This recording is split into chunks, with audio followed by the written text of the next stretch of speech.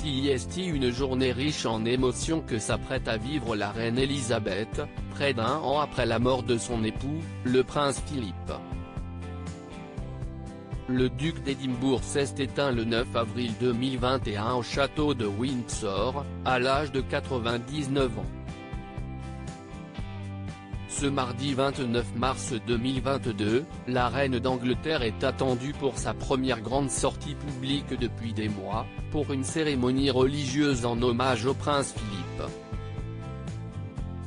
Alors que ses services ont jusqu'alors laissé planer le doute sur sa présence, la monarque, qui fêtera ses 96 ans en avril, figure sur le programme publié par le palais de Buckingham de l'hommage rendu à partir de 10h30 GMT, 12h30 heure française, à celui qui fut son époux et son roc pendant 73 ans. Si Elisabeth II continue de conduire certains engagements en face-à-face, elle a considérablement allégé son agenda depuis une nuit d'hospitalisation en octobre pour des examens jamais précisés.